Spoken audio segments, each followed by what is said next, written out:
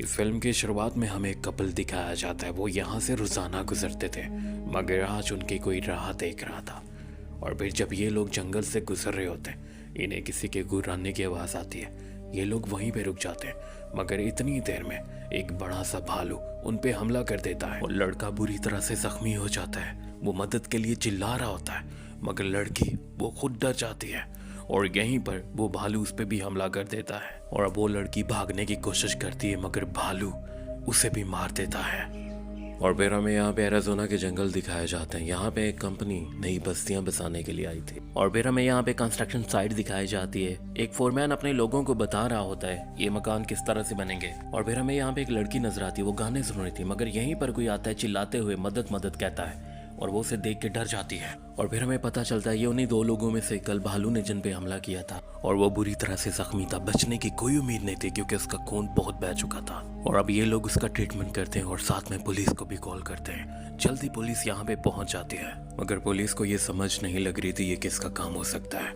उन्होंने समझा शायद ये किसी इंसान का काम है। और फिर उसके बाद पुलिस वाला फोरमैन के पास जाता है जिसका नाम जैस था। उसे कहता है मुझे तुमसे बात करनी है। और यहाँ पे जैस को पुलिस बताती है यहाँ पे एक और आदमी भी गुम हो चुका है, उसके बारे में कुछ पता नहीं चल रहा और हमें नहीं पता ये किसने किया है। और ये साइट तुम्हें बंद करनी पड़ेगी और अपने लोगों को छुट्टी देनी होगी जब तक ये ना पता चले ये किसने किया है। और फिर उसके बाद पुलिस छानबीन शुरू करती है, उन लोगों को ढूंढने के लिए जाती है जो यहाँ पे लापता हो चुके थे। और अब पुलिस को यहाँ पे रात हो जाती है, मगर जब वो वापस आने वाले होते हैं और तभी उसी वक्त इन्हें यहाँ पे एक लड़की की लाश नजर आती है। उसे भालू ने मार दिया था। और फिर पुलिस जैस के पास आती है, उसी कंपनी के फोरमैन के पास। उसे जंगल में ले जाते हैं और फिर पुलिस वाले जैस से कहते हैं तुम्हें अपने मालिक से बात करनी चाहिए क्योंकि ये जमीन उसकी है। और अब तुम इस लड़की को देखो, भालू ने इसे मारा मगर इसे खाया नहीं। इसका मतलब ये कि भालू भूखा नहीं था।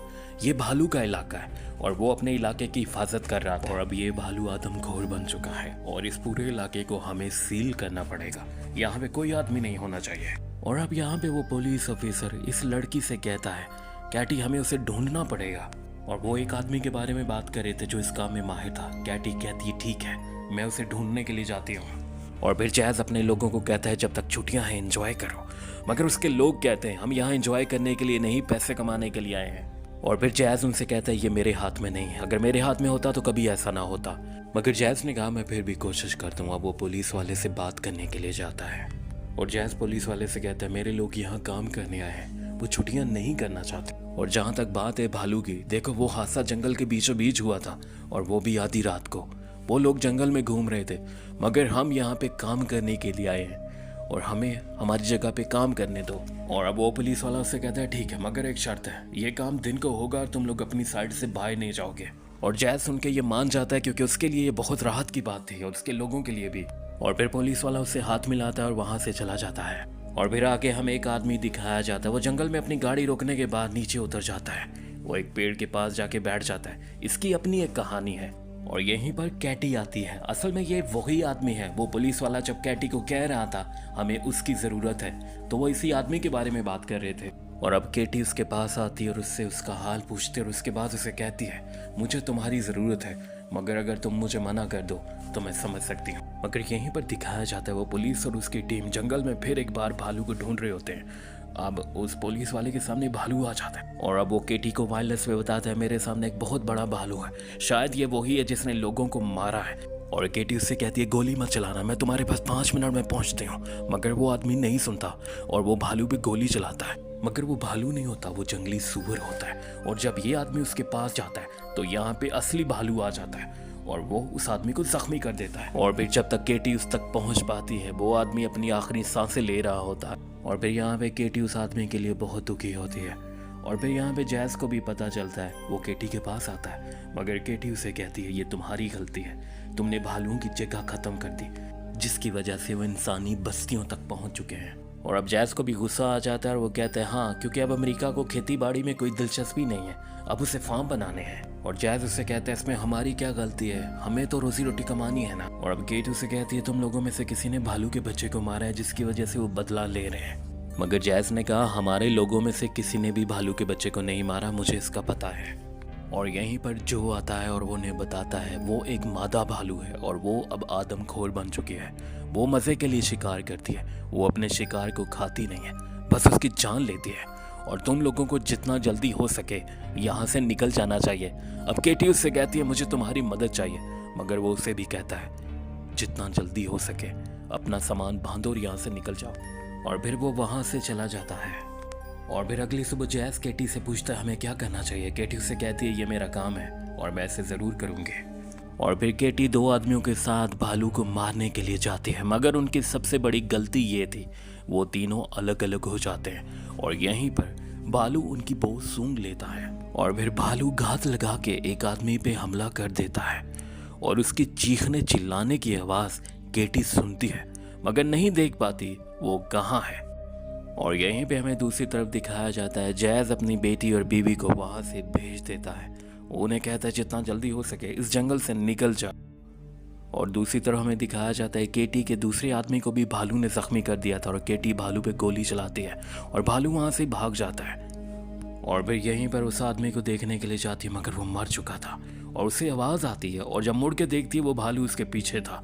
और एक बार फिर हमें यहाँ पे जैज़ की बीवी और बेटी दिखाई जाती है और फिर हमें यहाँ पे नजर आता है केटी जख्मी हालत में जंगल से बाहर आ रही थी और ये देखकर जैज़ की बीवी ब्रेक लगा देती है और केटी उसके पास आती है मगर यहीं पर वो भालू उसका पीछा करते हुए यहीं पे भी पहुंच जाता है। और अब जैज़ की बेटी अपने डैड को कॉल करती है और जैज़ को बता देती है और फिर यहीं पर भालू आ जाता है। वो इनकी गाड़ी के आगे पीछे घूम रहा था और फिर वो गाड़ी के ऊपर चढ़ता है और फिर वो गाड़ी को उलट देता है। अब ये तीनों बुरी तरह से डर चुकी थी और अब जैज़ की बीवी पूरी मैगजीन उस भालू पे खाली कर देती है मगर उसे असर ही नहीं होता।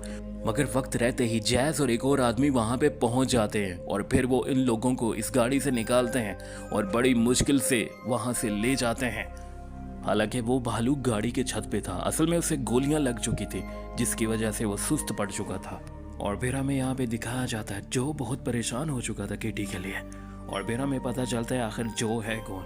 और जो केटी का हस्बैंड था, जो भी एक पुलिस वाला था और इन दोनों का एक छोटा सा बेटा था और इनके बेटे को भालू ने मार दिया था। और फिर उस दिन के बाद जो ने नौकरी छोड़ दी, वो अलग रहने लगा, उसने केटी को भी छोड़ दिया। और अब केटी उससे माफ़ी मांगती है और उसे कहती है ये तुम्हारी गलती नहीं थी, मुझे माफ़ कर दो, मैं जानती हूँ ये तुम्हारी गलती नहीं थी। और अब उसे कहती है मैं जानती हूँ तुम बहुत अच्छे इंसान हो, तुमने मेरी वजह से बहुत कुछ सहा है। और भी एक बार फिर उससे माफ़ी मांगती है और अब उसे ये कहती है कि ये तुम ही कर सकते हो जो हम नहीं कर सकते, हमने कोशिश की और हम ये नहीं कर पाए।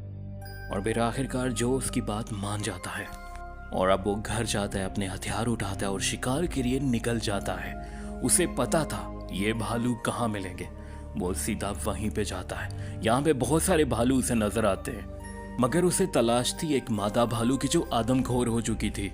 और फिर यहीं पर अचानक से एक मादा भालू उस पे हमला कर देती है, शायद ये वही मादा भालू थी और यहाँ पे वो उसे बुरी तरह से जख्मी कर देती है मगर वो यहाँ से बड़ी मुश्किल से पानी में छलांग लगा देता है और बहता हुआ कहीं दूर निकल जाता है। और अब वो पानी से बाहर आता है, उसने देखा वो बहुत जख्मी हो चुका था मगर यहीं पर उसे ख्याल आता है उसका बेटा उसके पास है और वो उससे कहता है पापा उठो, तुम कर सकते हो, मुझे तुम पे पूरा भरोसा है, तुम ये करोगे पापा। और फिर जो खुद से कहता है ठीक है ये मैं ज़रूर करूँगा। और फिर आग जलाने के बाद खुद को गर्म करता है और तैयारी करता है और फिर जाता है भालू का सामना करने के लिए। और अब भालू उसके सामने था, ये वही मादा भालू थी जिसका वो इंतज़ार कर रहा था। और अब वो अपने चाकू से उस मादा भालू को जख्मी कर देता है मगर वो मादा भालू काफ़ी बड़ी थी उससे और अब उसे गिरा देती है। अब उसका चेहरा नोचने वाली थी मगर जो यहाँ पे फिर खड़ा हो जाता है और अब जो चाकुओं की बारिश कर देता है। आखिरकार वो मादा भालू हार मान जाती है, वो ज़मीन पे गिर जाती है, साथ में जो भी ज़मीन पे पड़ा था मगर वो जिंदा था। और फिर अगले दिन यहाँ पे कुछ लोग आते हैं, वो उसे देख लेते हैं और फिर जो अभी तक जिंदा था वो बच जाता है और उसे वहाँ से ले जाते हैं। और ये मूवी यहीं पे ख़त्म हो जाती है। फीडबैक में अपनी कीमती राय का इजहार ज़रूर कीजिएगा।